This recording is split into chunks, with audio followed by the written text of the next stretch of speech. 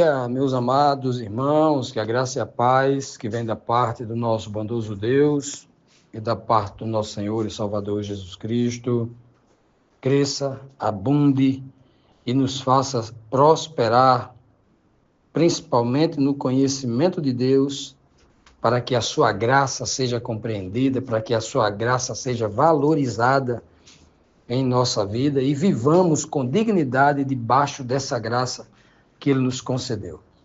Amados, hoje, sexta-feira, nós vamos concluir a lição desta semana, uma lição maravilhosa que nós estudamos aqui, mostrando que a fé, ela vem antes da circuncisão, que a fé ela vem antes da carne, que a fé de Abraão, ela é muito anterior, né, aos sinais da carne, né, a sua descendência, muito antes dele ter o seu filho, né, a sua carne prosperando, a sua carne sendo fecundada, etc, etc. Olha, meus amados, que coisa maravilhosa, né? E aí nós temos aqui as perguntas 11 e 12 que nós iremos tratar hoje, só recapitulando que ontem, na quinta-feira, nós vimos aqui duas perguntas maravilhosas, né? Falando da consequência, né? Das consequências que Abraão, né, colheu em relação à sua fé, ele foi creditado como justo, né? E as consequências de cada um de nós hoje, se da mesma forma crermos como Abraão creu, nós também receberemos um crédito de justiça. O Senhor nos considerará justos pela fé, não pela carne, não porque a gente é crente, não porque a gente é pastor, não porque a gente é diácono, não porque a gente tem um cargo na igreja, não porque eu sou membro da igreja, não sei, nada disso, né? Tem a ver com a fé, tem a ver com o homem espiritual, não com o homem carnal, tem a ver com o homem interior, como Paulo fala, não com o homem exterior. Essa é a beleza da grande mensagem que o apóstolo Paulo traz aí para cada um de nós. E hoje, na 11ª pergunta, diz assim: depois de justificados por Deus, que dom da fé nós recebemos? Assim como Abraão também recebeu, né? Assim como todos, essa promessa também é para nós hoje. Se nós formos justificados pela fé, nós temos a garantia de que receberemos dons. Se eu ainda não sou justificado pela fé, cuidado, tem muita gente dizendo que tem um dom daquilo outro, mas, né, está muito distante dessa realidade. Pois bem, no livro de Romanos, capítulo 5, verso 1, diz assim, ó: tendo sido, pois, justificados pela fé, temos paz com Deus, por nosso Senhor Jesus Cristo. Paulo está dizendo que, a partir do momento em que eu sou justificado pela fé, eu recebo algo, uma virtude, que ele chama aqui de paz, né? A palavra paz aqui. Através de quem? Por, através de, por, né? Por meio de quem? Do nosso Senhor Jesus Cristo. Porque eu não posso ir direto a Deus. Cristo é o mediador entre Deus e o homem. Jesus Cristo, o homem, está ali para fazer isso, né?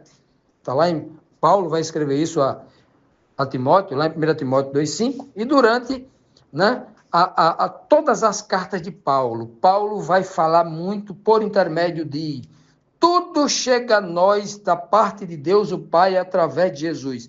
Nós vamos encontrar mais de 30 versos, né, pelo menos o que eu consegui catalogar, mais de 30 versos do Novo Testamento, por intermédio de Jesus, por meio de Jesus, por Cristo, por meio de Cristo, tudo chega a nós por meio de Cristo. A justificação, a graça, o conhecimento, o poder de ser chamado filho de Deus, os dons, o comissionamento, tudo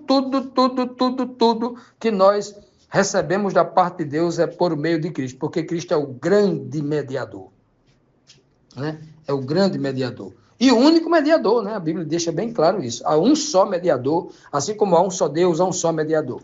Muito claro o texto do apóstolo Paulo, né? Ele diz bem claro: tendo sido, pois, justificado pela fé, temos paz com Deus por meio de Jesus Cristo. Então, quando Paulo diz que o que é que nós temos quando nós somos justificados? O que é que você... Inclusive, quando Paulo diz isso, ele está dizendo assim, olha, isso é para que vocês observem. Quando realmente alguém é justificado, ele tem paz com Deus. Ah, ele não tem paz com os homens. Aí nunca vai ter paz com os homens. É paz com Deus. O texto é claríssimo aqui. Quando o homem é justificado, ele não tem paz com os homens. Ele tem paz com Deus. É o que o texto está dizendo. O que é que Cristo diz quando ele está aqui na terra? Eu não vim trazer paz à terra. Eu vim trazer espada. Espada, palavra de Deus, que vai criar guerra com o mundo, porque o mundo não quer saber da palavra de Deus. O mundo odeia a palavra de Deus, né? E quando eu falo o mundo, eu estou falando não só dos gentios, não só dos descrentes. Tem muito crente mundano aí que é pior do que os gentios, né? As igrejas estão cheias de mundanos aí. Muita gente mesmo. Não é brincadeira, não. Agora, o que eu quero tratar aqui é da palavra paz. A palavra paz aí, que Paulo está usando, inclusive da sua língua nativa, já que Paulo era judeu da tribo de Benjamim, a palavra paz aqui é shalom. A palavra hebraica shalom. E a palavra shalom, ela vem de uma raiz, da raiz completo. Paz quer dizer completo. Paz não é aquilo que muito crente pensa.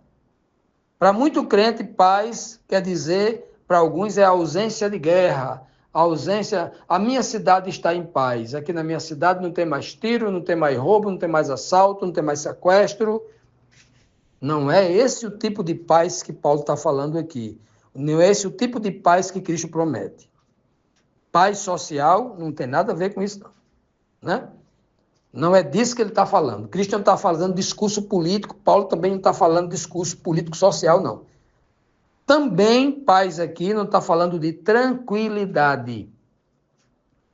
Estou aqui no meu sítio, na minha fazenda, num local tão silencioso que ouve-se apenas o canto dos pássaros e a cantiga dos grilos ou da cigarra.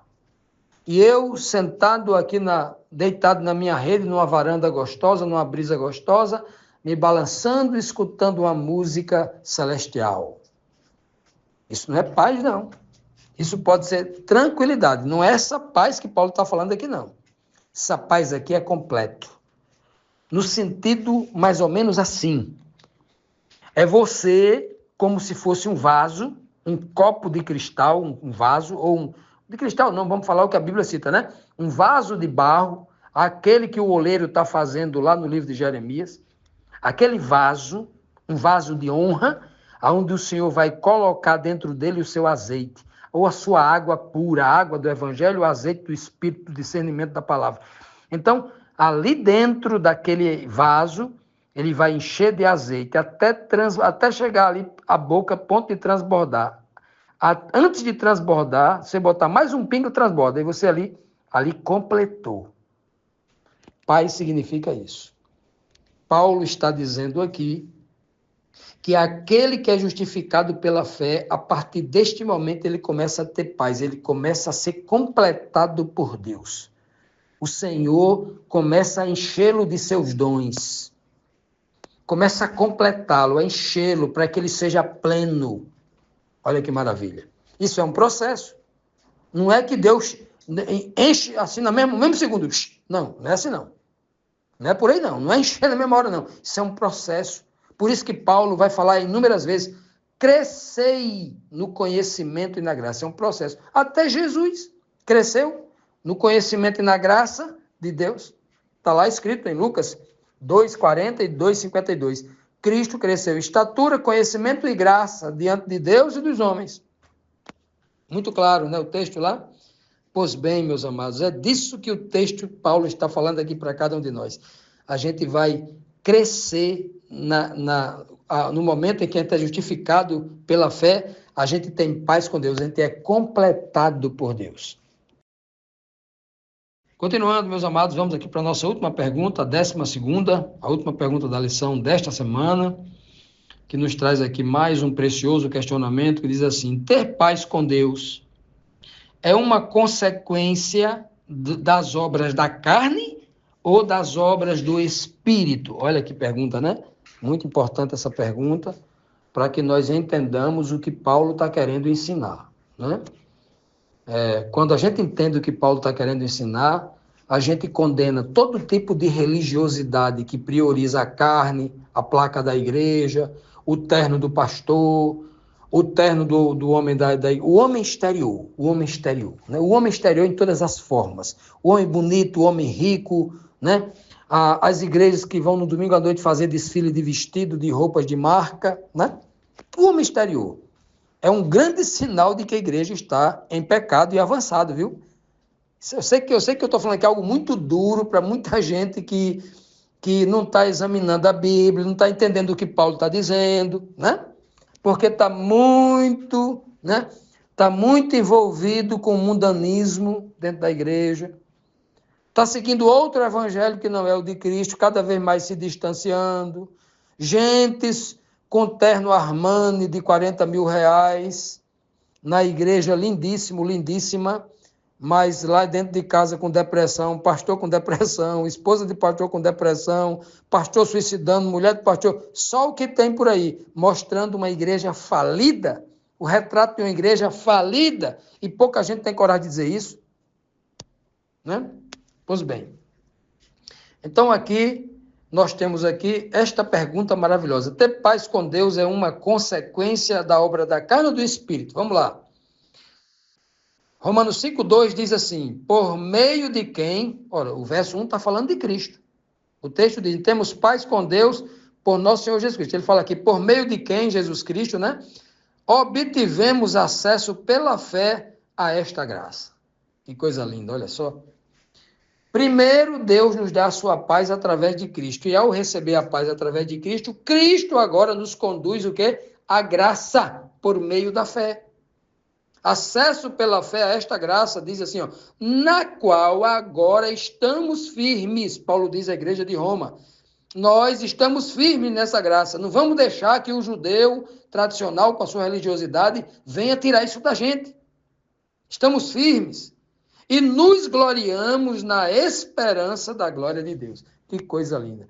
Quando ele diz nos gloriamos na esperança da glória de Deus, ele está agora fechando ou preparando as bases para entrar no assunto mais profundo do que ele disse anteriormente. Nos versos que nós já estudamos no início da semana, quando ele disse lá que num cenário sem esperança, Abraão teve a esperança e porque teve fé, deu glória a Deus. É o que ele acaba aqui, ó. E nos gloriamos na esperança da glória de Deus. Que coisa linda, né? Ele traz à tona aqui, de novo, sem sair, coisa de um homem muito eloquente, né? Coisa de um homem realmente muito, não só eloquente, porque eu não estou exaltando aqui a inteligência de Paulo, mas estou exaltando aqui a inspiração de Paulo, que o Senhor Jesus está conduzindo ele aqui com seu Espírito, né? Por meio de quem, de Jesus Cristo, todos nós, né? Abraão, Paulo, cada um de nós hoje, por meio de quem, por meio de Jesus, nós obtivemos acesso pela fé a esta graça. Que graça? A graça de ser justificado, de receber um crédito de justiça de Deus, de sermos declarados justos, como se nunca tivéssemos pecado, por causa da misericórdia de Deus, porque Deus fez um sacrifício incrível primeiro, para que nós pudéssemos em seguida também ter acesso pela fé a esta vida, a esse estilo de vida, a esta nova vida, através de Jesus Cristo, né?